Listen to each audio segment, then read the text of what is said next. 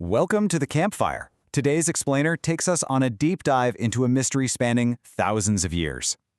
You know that exhausting feeling? The one where you're completely trapped by the illusion that an event in your life is purely good or entirely evil, just constantly fighting against the tide of reality? Well, today we're telling a story. We're on a journey to unearth a lost artifact, a cosmic grammar that literally shatters that illusion and gets us off that endless pendulum swing once and for all. So let's actually start with your own story. Think back to a specific moment in your personal history. I'm talking about an event that you violently, passionately labeled as just purely destructive, something that felt like it totally broke your world. Got it? Hold that memory. Now scan the years that followed and ask yourself this: what equal and opposite benefit might have quietly revealed itself since then? See, this isn't just a mental exercise. That exact realization, that undeniable link between disaster and benefit, is the absolute inciting incident of the mystery we're unraveling today. Which brings us to Chapter 1, the myth of singularity. Our first character in this historical mystery is an ancient sage. Lao Tzu was mercilessly concise in the Tao Te Ching. He states that under heaven, all can see beauty as beauty only because there's ugliness, and we only know good as good because there's evil. Just imagine the absolute shock of that realization back in his time, the sudden, profound understanding that having and not having are born at the exact same split second. You literally cannot separate the light from the shadow. They're birthed together from the exact same cosmic womb. Now, the paradigm shift this ancient grammar demands is massive. The common illusion we all walk around with, the one that totally exhausts us, honestly, is that opposites should just be balanced, like we're placing weights on a rigid scale, just hoping one side eventually wins out. But the cosmic grammar, it teaches a much more epic truth. Opposites actually arise together. Picture them like two dragons coiled around a single pearl. The very moment one dragon claims dominance, the seed of its opposite has already been planted deep within its heart. It's not just pretty poetry, it's the fundamental operating system of the universe. As our story moves across the mountains, we find the seers of India discovering this exact same truth completely independently. The Isha Upanishad burns with this profound recognition.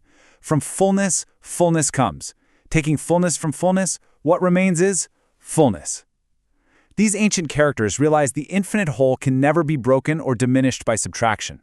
And it can't be inflated by expansion either. Every apparent loss you experience, it already contains the addition that restores the universe. The whole can only be temporarily forgotten by us. It can't ever be broken. Turning the scroll to the Hebrew canon, another character emerges, the preacher in Ecclesiastes. And what's super fascinating here is that he doesn't offer any comforting moral commentary to soothe our anxieties.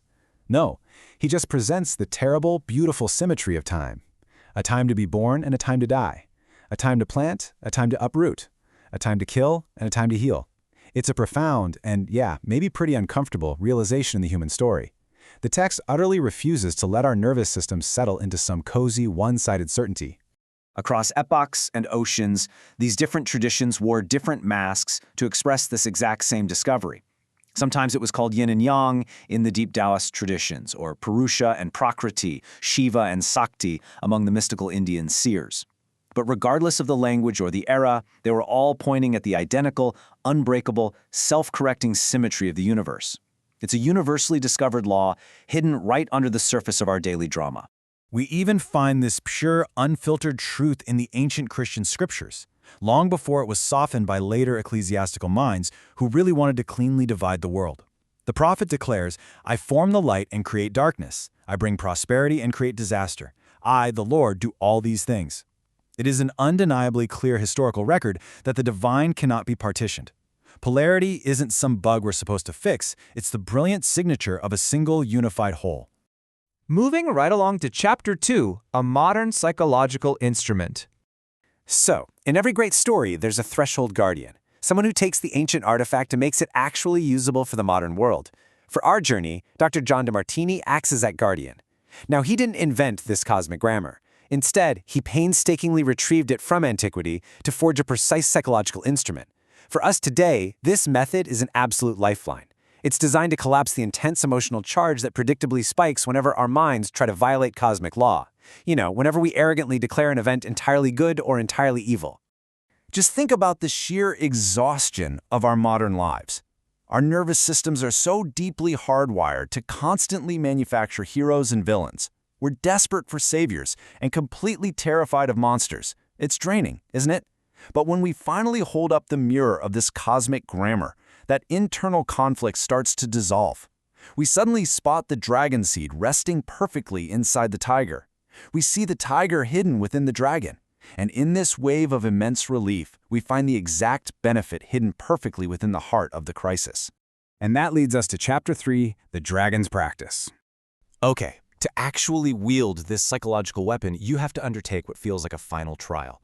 First, you sit in silence with that deeply destructive event you recalled at the very beginning of our story. Second, you breathe the cosmic breath, a rhythm of 4 counts yang, 4 counts yin, really grounding your body. Third, you impersonally catalog 12 exact benefits that were born from that destruction. No moralizing here, you just relentlessly list them out. And finally, you watch the emotional charge completely collapse as your nervous system, maybe for the first time in years, finally exhales. As you practice this ritual, I want you to ask yourself a very direct, intimate question. What would physically shift in your body right now if you stopped calling the delay in seeing those hidden benefits unfair and finally recognized the timing as precise? Like, what tension would simply melt away if you just trusted the grammar of your own life? This profound internal shift is the resolution of our mystery. It allows your nervous system to truly let go, aligning perfectly with a natural law that's far older than our names. You see, these ancient texts, from the Taoists to the preacher, they've never lied to us. They were only ever waiting patiently across the centuries. Waiting for the listener to arrive.